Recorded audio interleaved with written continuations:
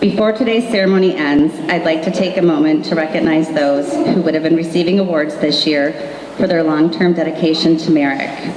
Both Bobby Petersen and Leslie Polister would have been celebrating their 35th year with Merrick.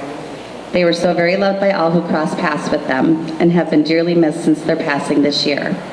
Please welcome Christina Rubo, who will be reading statements written by some of Merrick's staff in loving memory of these amazing individuals.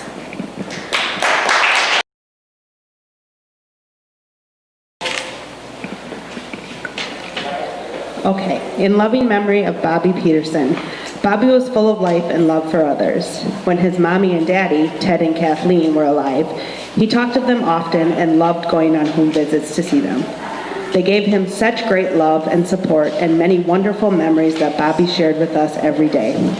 In the later years, he loved spending quality time with his brother and sister-in-law every weekend and enjoyed his family so dearly. Many years ago, when Merrick was at 1775, a group of clients was coming back from an outing, and Gil was the driver with another staff in tow. Bobby was in the back of the van with an empty seat between him and his peers to avoid Bobby's dangerous pinches.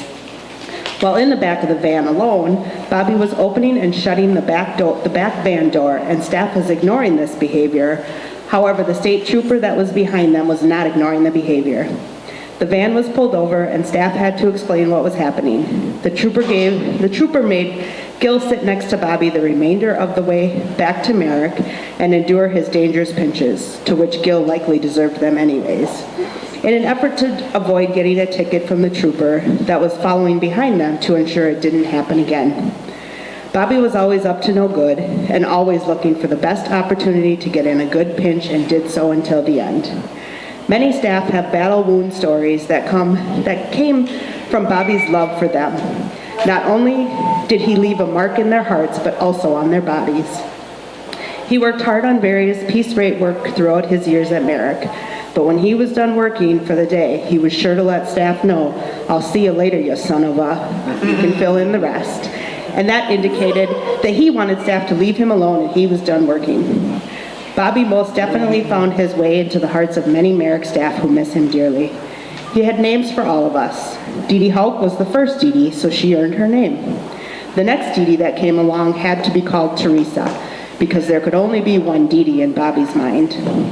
Nathaniel was Charlie, Kathy was Grandma, and of course Gil was, "Gil, you son of a," which you can fill in the rest, to which I agree with Bobby 100% on that one. And that phrase was said multiple times throughout the day, but the friendship those two had was irreplaceable.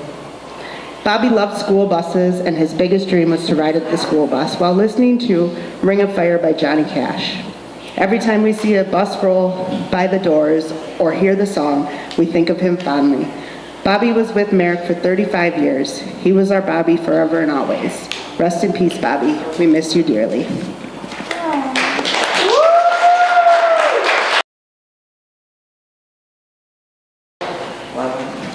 In loving memory of Leslie Polister.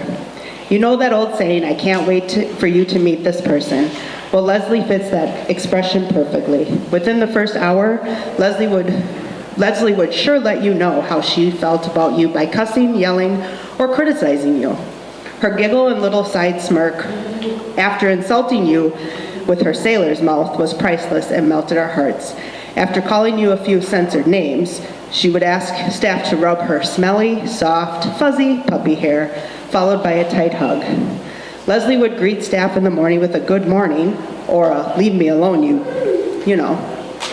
Swearing was involved, but this is a family-friendly ceremony. Along with warm-hearted greetings, she demanded a sippy of your coffee, pop, or agua. Leslie was not afraid to speak her mind, and definitely spoke her mind about her dislike for children. On one outing, Leslie went to the mall and hit a screaming child and told them to shut your fat mouth. Gotta love our Les. Leslie was very close to her family. She could talk your ear off about her brother Neil, her mother, her father, and sometimes her brother Evan. She would always tell stories of when she wanted to cuddle with her puppy that was hiding underneath her bed. She yanked the puppy's tail and it yelped. Her dad walked in and spanked her. Leslie's reply was always, "Well, I guess I deserved it. Now stop talking about my dad, he's dead." Neil and Leslie were the perfect duo. Neil always encouraged Leslie to be herself and never stop being naughty. Did you know Leslie was autistic? Well, she sure did. And she took the time to tell us often that it was not only her brain, but her body, her arms, her legs, her mouth, and even her bladder that were autistic. And her autism was the reason she felt she couldn't do anything for herself. But we all knew differently. Back in the golden days, Leslie would spend hours in the bathroom saying random phrases and singing the Arf, Bark, and Coffee song, and would sing along to a few songs that are not peachy. She sure knew how to make her way into the staff's hearts. She had an aurora about her that made you instantly fall in love with her. During her leave at Merrick, staff missed her so much that they went to visit her at home. The team would show up, and our sweet Leslie would attempt to steal their drinks and food. She used to sit in the main entry waiting for her van.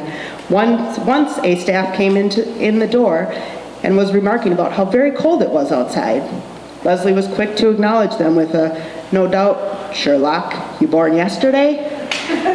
Sadly, we had to say goodbye to our sweet puppy.